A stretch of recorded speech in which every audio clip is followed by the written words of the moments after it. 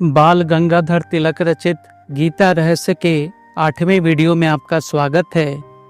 पिछले भाग में हमने जाना किसी भी पुस्तक की उपयोगिता कैसे निर्धारित होती है। आइए आज सुनते हैं गीता पर आधारित भिन्न भिन्न संप्रदायों की टीकाएं इस अवधारणा पर कितनी खरी उतरती हैं। साथ ही यह भी जानेंगे कि गीता में भगवान कृष्ण ने अर्जुन को यह विलक्षण उपदेश किन परिस्थितियों में और क्यों दिया। गीता प्रेमियों से आग्रह है, वीडियो को अधिकाधिक प्रसारित करें। पिछले भाग के वीडियो के लिए आई बटन या डिस्क्रिप्शन में दिए लिंक को क्लिक करें। चैनल सब्सक्राइब न किया हो तो जरूर कर लें। अब आज का प्रसंग।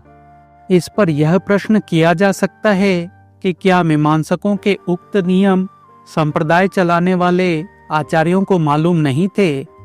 यदि ये सब नियम ग्रंथों ही में पाए जाते हैं तो फिर उनका बताया हुआ गीता का तात्पर्य एक देशीय कैसे कहा जा सकता है? इसका उत्तर इतना ही है कि एक बार किसी की दृष्टि सांप्रदायिक या संकुचित बन जाती है तब वह व्यापकता को स्वीकार नहीं कर सकता। तब वह किसी न किसी रीति से यही सिद्ध करने का यत्न किया करता है कि प्रमाणभूत धर्म ग्रंथों में अपने ही संप्रदाय का वर्णन किया गया है।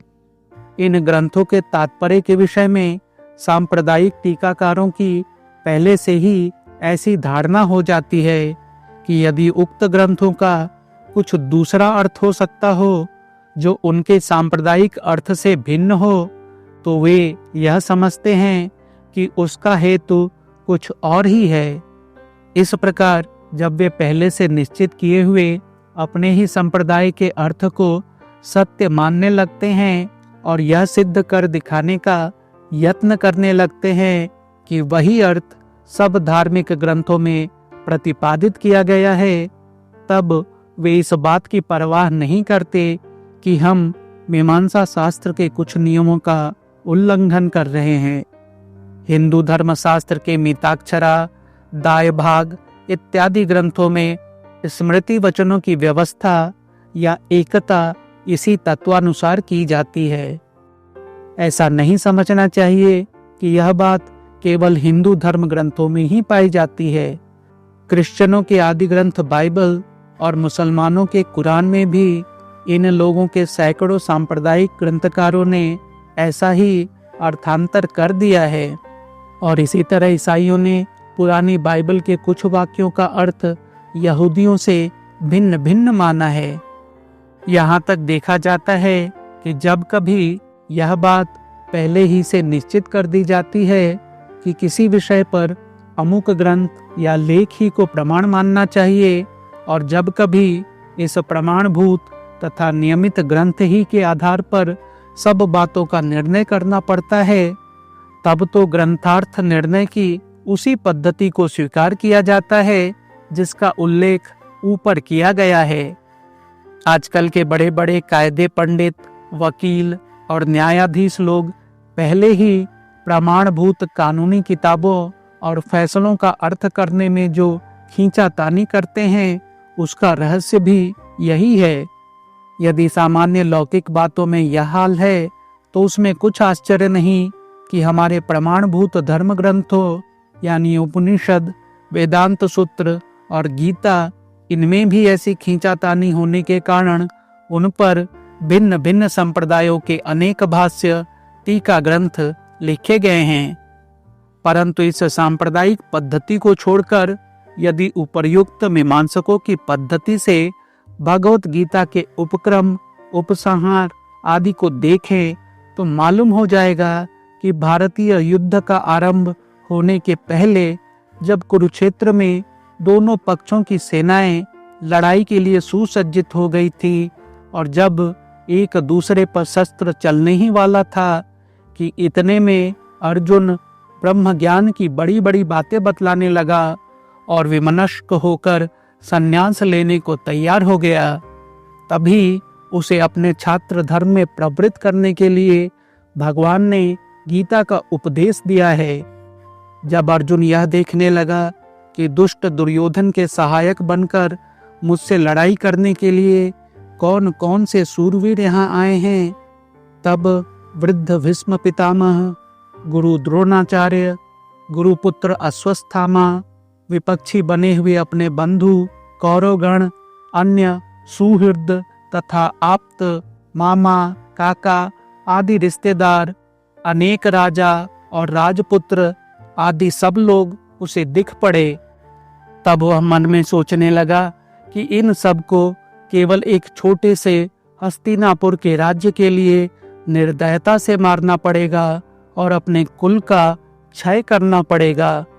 इस महत्पाप के भय से उसका मन एकदम दुखित और क्षुब्ध हो गया। एक ओर तो छात्र धर्म उससे कह रहा था कि युद्ध कर, और दूसरी ओर से पितृभक्ति, गुरु भक्ति, बंधु प्रेम, सुहृद प्रति आदि अनेक धर्म उसे जबरदस्ती से पीछे खींच रहे थे। यह बड़ा भारी संकट था। यदि लड़ाई करे तो अपने ही रिश्तेदारों की, गुरुजनों की और बंधु मित्रों की हत्या करके महापातक के भागी बने, और लड़ाई न करे तो छात्र धर्म से च्युत होना पड़े। इधर देखें तो कुआं, उधर देखे तो खाई। उस समय अर्जुन की अवस्था वैसी ही हो गई थी जैसी जोर से टकराती हुई दो रेलगाड़ियों के बीच में किसी असहाय मनुष्य की हो जाती है। यद्यपि अर्जुन कोई साधारण पुरुष नहीं था, वह एक बड़ा भारी योद्धा था, तथापि धर्माधर्म के इस महान संकट में पड़कर बेचारे का मुंह सूख गया था। शरीर पर रोंगटे खड़े हो गए थे। धनुष हाथ से गिर पड़ा और वह मैं नहीं लड़ूंगा कहकर अति दुखित चित्त से रथ में बैठ गया। और अंत में समीपवर्ती बंधु स्नेह का प्रभाव, उस ममत्व का प्रभाव जो मनुष्य को स्वभावतः प्रिय होता है, दूरवर्ती क्षत्रिय धर्म पर जम ही गया। तब वह मोहवश हो कहने लगा, पिता सम पूज्य वृद्ध और मित्रों को मारकर तथा अपने कुल का क्षय करके यानी घोर पाप करके राज्य का एक टुकड़ा पाने से टुकड़े मांगकर जीवन निर्वाह करना कहीं श्रेयस्कर है। चाहे मेरे शत्रु मुझे अभी निशस्त्र देखकर मेरी गर्दन उड़ा दे, परंतु मैं अपने स्वजनों की हत्या करके उनके खून और शाप से सने हुए सुखों का उपभोग नहीं करना चाहता। क्या छात्र धर्म इसी को कहते हैं? भाई को मारो, गुरु की हत्या करो, पितृवध करने से न चुको, अपने कुल का नाश करो। क्या यही छात्र धर्म है? आग लगे ऐसे अनर्थकारी छात्र धर्म में और गाज गिरे ऐसी छात्र नीति पर। दुश्मनों को ये सब धर्म संबंधी बातें मालूम नहीं हैं, वे दुष्ट हैं। तो क्या उनके साथ मैं भी पापी हो जाऊं? कभी नहीं। मुझे यह देखना चाहिए कि मेरे आत्मा का कल्याण कैसे होगा। मुझे तो यह घोर हत्या और पाप करना श्रेयस्कर नहीं जचता। फिर चाहे छात्र धर्म शास्त्र विहित हो तो भी इस समय मुझे उसकी कोई आवश्यकता नहीं।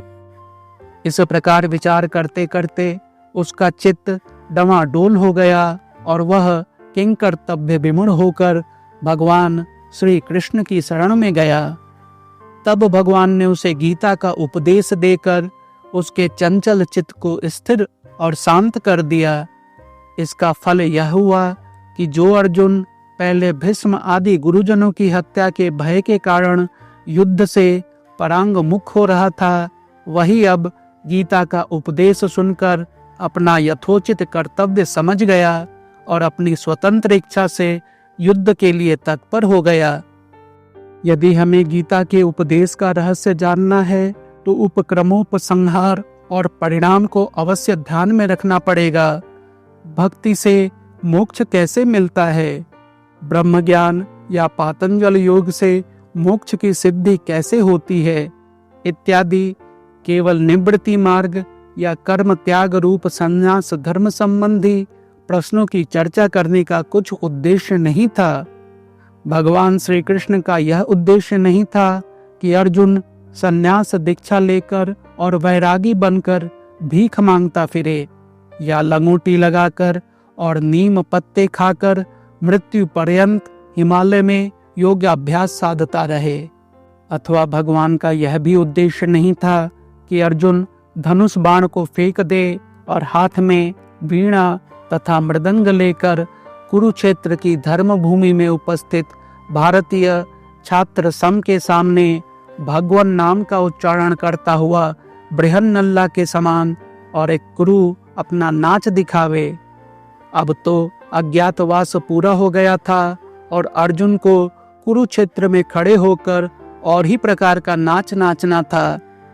गीता कहते कहते स्थान स्थान पर भगवान ने अनेक प्रकार के अनेक कारण बतलाए हैं और अंत में अनुमान दर्शक अत्यंत महत्व के तस्मात् यानी इसीलिए पद का उपयोग करके अर्जुन को यही निश्चितार्थक कर्म विषयक उपदेश दिया है कि तस्मादुद्धश्व भारत, इसीलिए हे अर्जुन तू युद्ध कर।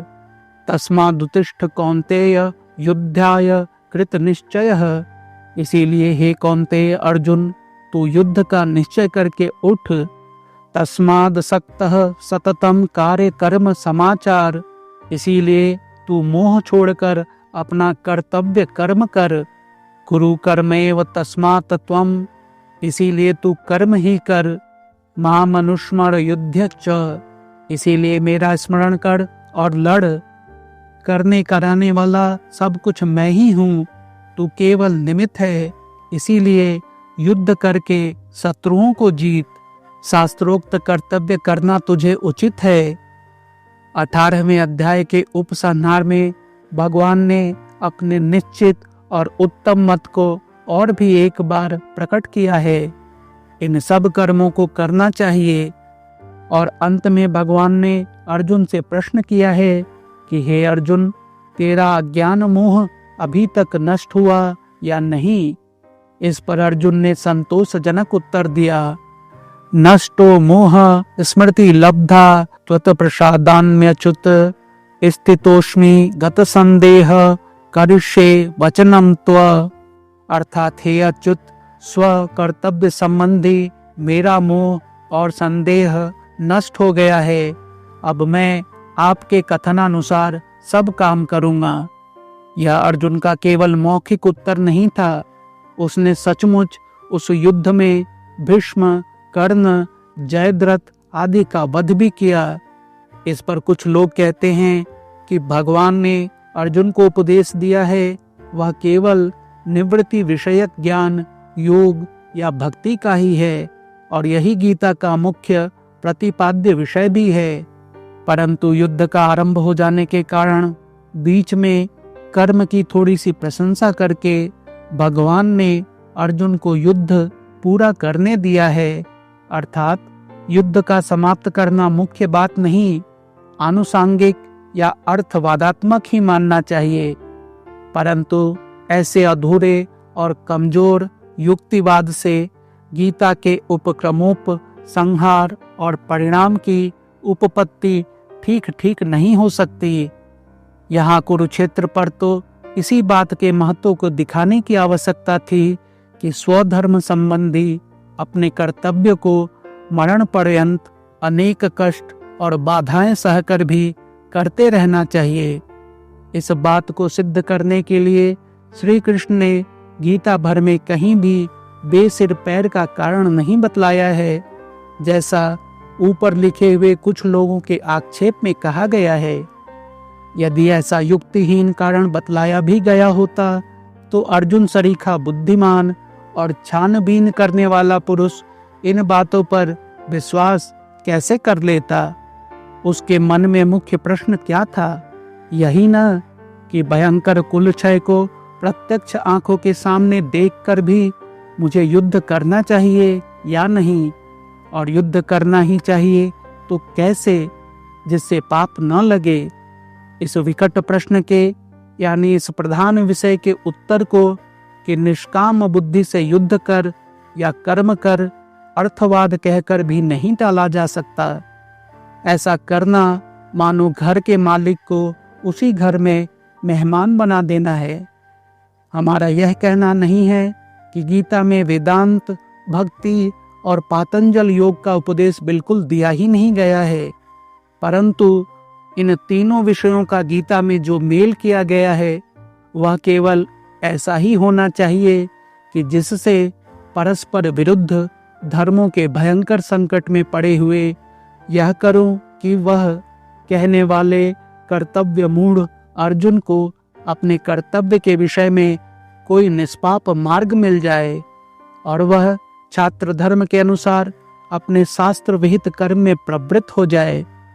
इससे यही बात सिद्ध होती है कि प्रवृत्ति धर्म ही गीता का प्रधान विषय है और अन्य सब बातें उस प्रधान विषय ही की सिद्धि के लिए कही गई हैं, अर्थात वे सब आनुषांगिक हैं। अतएव गीता धर्म का रहस्य भी प्रवृत्ति विषयक अर्थात कर्म विषयक ही होना चाहिए, परंतु इस बात का स्पष्टीकरण किसी टीकाकार ने नहीं किया है कि यह प्रवृत्ति विषयक रहस्य क्या है और वेदांत शास्त्र ही से कैसे सिद्ध हो सकता है। जिस टीकाकार को देखो वही गीता के आद्यांत के उपक्रम उपसंहार पर ध्यान न देकर निवृत्ति दृष्टि से इस बात का विचार करने ही में निमग्न दिख पड़ता है कि गीता का ब्रह्म ज्ञान या भक्ति अपने ही संप्रदाय के अनुकूल है। मानो ज्ञान और भक्ति का कर्म से नित्य संबंध बतलाना एक बड़ा भारी पाप है। यही शंका एक टीकाकार के मन में हुई थी और उसने लिखा था कि स्वयं श्री कृष्ण के चरित्र को आंख के सामने रखकर भगवत गीता का अर्थ करना चाहिए।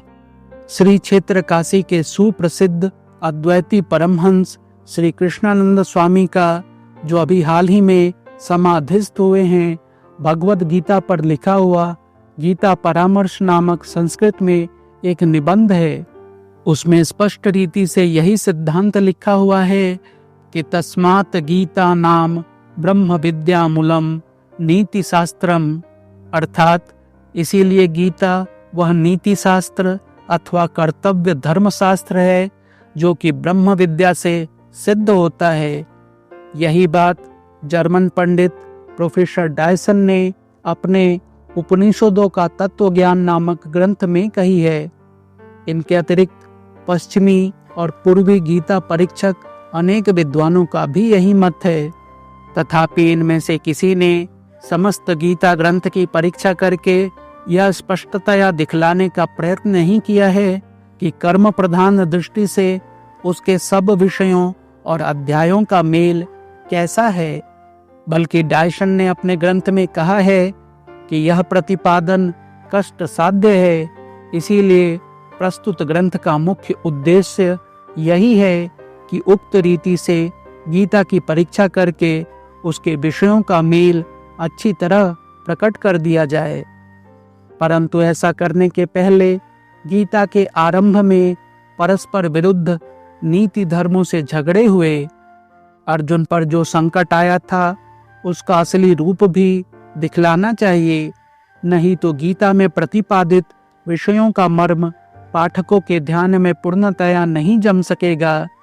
इसीलिए अब यह जानने के लिए कि कर्म और कर्म के झगड़े कैसे विकट होते हैं और अनेक बार इसे करूं कि उसे यह सूझ न पड़ने के कारण मनुष्य कैसा घबरा उठता है, ऐसे ही प्रसंगों के अनेक उदाहरणों का विचार किया जाएगा जो हमारे शास्त्रों में विशेषतः महाभारत में पाए जाते हैं। आज का प्रसंग यहीं तक। इसके साथ ही पूज्यवर बाल गंगाधर तिलक द्वारा रचित गीता रहस्य का प्रथम अध्याय समाप्त होता है। इस पुस्तक का दूसरा अध्याय कर्म जिज्ञासा जल्द प्रस्तुत होगा। तब तक के लिए आपका बहुत बहुत धन्यवाद।